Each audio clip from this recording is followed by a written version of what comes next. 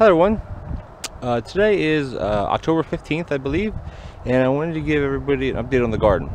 I know I kind of haven't been making videos really lately, just things that kind of died down really quickly at the end of August into September, and we had big time frost back in the middle of September, and actually just a few weeks ago we had really bad frost and it wiped out everything. So my season came to an end fairly quickly, but I'll show you what I kind of have now, and then we'll go into the greenhouse and show you that, and then I gotta get cleaned up here. Anyway, all right, so what you see there is the corn.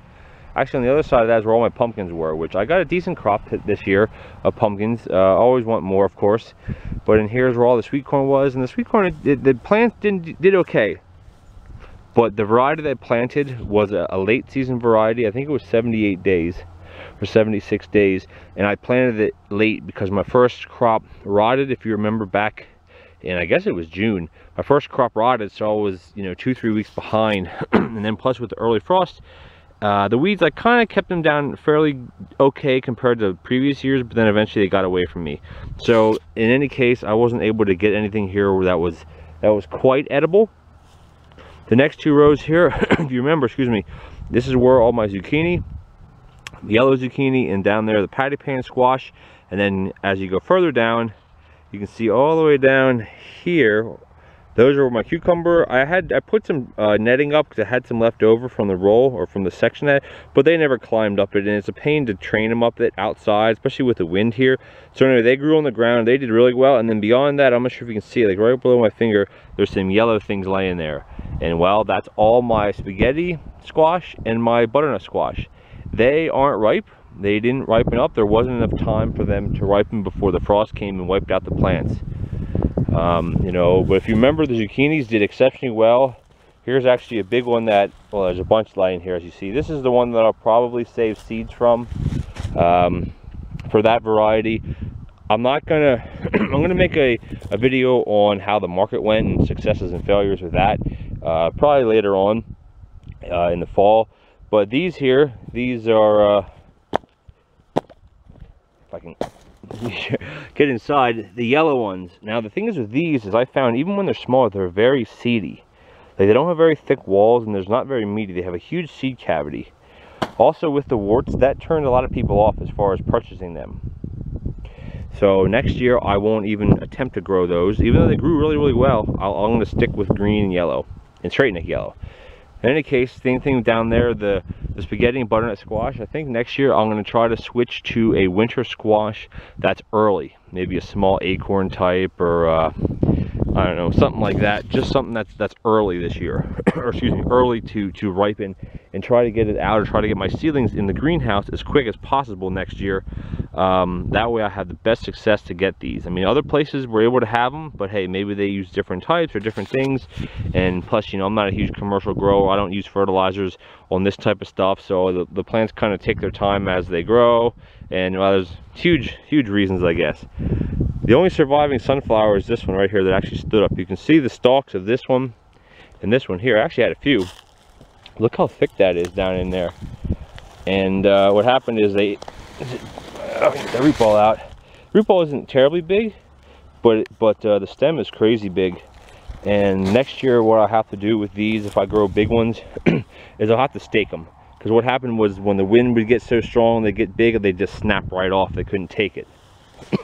All right, move up in here. Now this row here,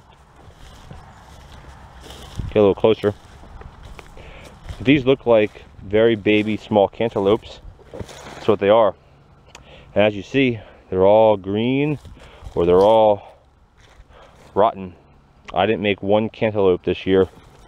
Even if these would be ripe in a sense, these are very small for a cantaloupe. They should be double that size even for a small one. And again, these got put out late because it was after I got hurt. So these probably got put in. I mean, if you remember, I had my seedlings, and the seedlings were awesome. They were in the greenhouse, and the seedlings looked really well. They grew really fast in the greenhouse. So that's definitely the ticket for next year. But the issue was here is I got them out later because when I was hurt, I took a few weeks off from planting, and these got planted late towards the end of June, I believe.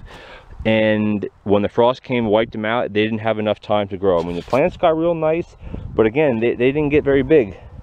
Like, they almost started trying to ripen before they were finished growing, and it kind of didn't work out. So next year, I think what I'll do is I'm going to try to grow these again, but I'm definitely going to try to start them earlier in the greenhouse and let the plants even get a little bit bigger without them getting stunted. If they get stunted, or they outgrow their little cups that they're in, then they're going to be stunted when they get put in the ground. So it's tough to kind of time that, but keep checking them every few days, the roots, and then you can judge it and put it in. And this row here, I'm not sure if this was even on my last video. I think it was. This is the rest of the zucchini plants that I didn't sell at the market. If you remember, early on in the market, I sold tomato plants, zucchini plants, cucumbers, this and that. This is what was left of what I didn't sell, which actually quite a bit. I think there was around 20 or maybe 18 different plants, and to their credit, they did very well considering how late they were put out. As you can see, there's a lot of nice fruit. I mean, it's bad at this point, still laying there. And what's funny is when these ones got hit from the early frost, these weren't affected. And I'm not sure why. They're in the same, location as you see. I don't really understand that. But it was good because I was able to have my zucchini plants a little bit longer in the season. Now these 3 rows here, these should look familiar. Maybe not how they look now, but this row here is where I have my purple and green pole beans, half a row of each. And then the next 2 rows here, these are my sugar snap peas. And I'll explain that in my market video that I'm going to do in a little bit. Is that my peas did exceptionally well. The beans did well too, but the peas were like my big cash crop. So next year I definitely got to succession plant more of that stuff. All right, let's walk over here to the greenhouse. I'm just starting to get stuff cleaned up. I might be a little bit behind actually. Let's go. I haven't been in here in quite a while because I'm not watering anymore. Things are just kind of done. So basically this is what's left of the greenhouse. It's quite a mess. There's a lot of the tomato plants and the cucumber plants. You can see how big they actually got. I mean, yeah, there's tons of tomatoes on here yet that, they're still edible by any means, but once market's finished and people aren't buying them, and I kind of have as many as I want to have set up for the winter, or do my canning, make sauce, this and that, I just let them go. I tell people, hey, free, come and get it. Same with these cucumbers. I mean, they might look okay, but they're definitely not okay. Some of the pepper plants and this and that, this stuff hasn't been watered in weeks. And the tomato plants, they still look okay, but the next step is to come in here, cut down all the strings, remove all the vines, take all the containers out, and it's going to be quite a big job. I'm not going to bother walking down there. You can kind of see the mess that's down there, but wow, look how long those ones are. By any means, the greenhouse was a huge asset to growing this year.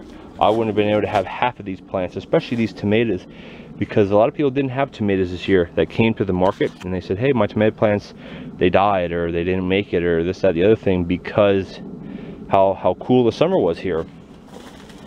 But mine did well, and I still got like Swiss chard, mustard greens. I still got stuff growing in there. I mean, I'm not picking anything anymore. I'm going to eventually come in here, clean these beds out, clean all this out, rip up the center section of this weed barrier. I think I might have talked about that before. And I'm going to put a raised bed this whole length. That way next year, the tomatoes aren't going to be grown in those pots or grow bags. They worked okay, but it was a lot of a pain in the butt really to do that. The cucumbers, I probably still will grow from containers along this side. I don't have plans to put another bed in here. If I would, it would only be probably 18 inches because having 2.5 foot walkways and then it's only 12 feet wide, excuse me. So I don't know if I'll ever get around, because that's a lot of wood. That's another 80 feet of wood just for an 18-inch bed or so, and I can just use containers and use potting soil or my compost mix. But there's still a lot of work to go in here. I still want to run right now, I'm not sure if I touch on it, the electricity that I get from it comes from my woodshed, up there, wood storage shed. I run an extension cord down with the hose. I run the hose down. There's a hose reel there. Run the hose down, and then I tie it into this. This is under the weeds, of course, and then I have my hoses in here. The goal is by the end of this year, yet is to bury a power line and bury a water line down here. Now the water won't be on all the time. It'll still be hooked up there. That'll at least, you know, because it's not gonna be a no freeze.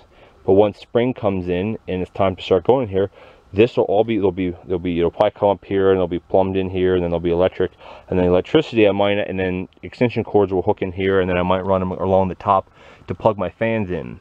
Now, I know I'm jumping around a bit, this isn't gardening anymore, but what I'm planning on doing is removing these windows, or at least one section of it, and taking a box fan, which I have 2 of them at the moment, and framing them in here. And I mean, obviously this window won't be here anymore. I don't know what that noise is, you hear it? In any case, that way, instead of having the box fans and things hanging from the top, which work really, really well, but as soon as the tomato plants get up there, it blocks the air. So this way, by having them on either side, you know, again, the other one will be mounted over here somewhere.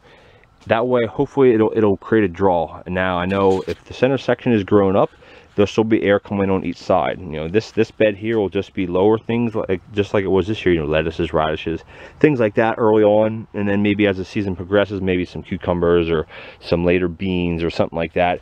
And then on this side will probably again be where I do my cucumbers, unless I decide to do my cucumbers alongside of my tomatoes, or I'm a little undecided how I want to do it.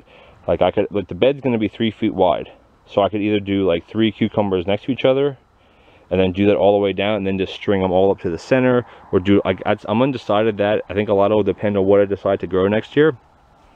But overall, that's the greenhouse, and it might not look like very much, but you know, if you look at these plants and the amount of fruit still on them, you can get some idea of how it looked all summer. But that was another deterrent. What I was doing when I started planting these, I was taking off all the lower branches, all the suckers. This is a fruit cluster, all the lower branches, and single stemming them. And then as the plants started getting bigger, I said, you know what, I'm just going to let them get bigger. Now I know that for next year I'm not going to do it that way. I'm going to try to keep them single or even double stemmed all the way up, remove off all the lower branches, all the suckers. Again, this is for indeterminate tomatoes, not determinants, which will be planted outside. And do that because what happened is the canopies, as you can see, got so overgrown you could barely walk in here. And the fruit size was quite small for some of the things. Things like the black cherries and the yellow pears here, you know, that's the size these are supposed to be. You know, they're not supposed to be bigger than this. So by letting them just kind of do their own thing, that's fine. But it's hard to walk in here. And it was hard to water, and it was hard to access these beds. If you look down here, you can't even walk past that there. That's just a tomato that's just grown. It's too big, so I couldn't plant things in here this for a fall crop for market, which again, it didn't really matter at this point with the market, which I'll explain later. But next year I got to stay on top of that stuff more. So that's pretty much the overview. The only last thing I have is out here is those containers behind the wheelbarrow. Those are my asparagus that I bought in the springtime, and then I have some onions in that patch there, which they didn't really do too much again this year.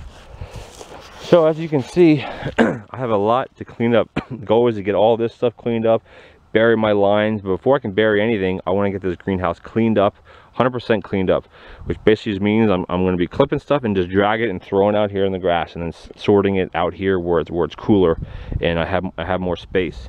So anyway, thanks for watching.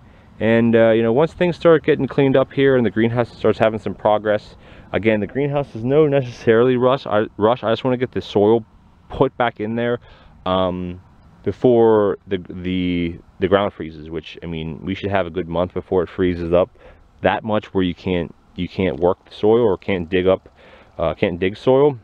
But in any case, I want to keep working at this little by little every day, every couple days or so, and then I'll bring you back when there's an update. Thanks for watching.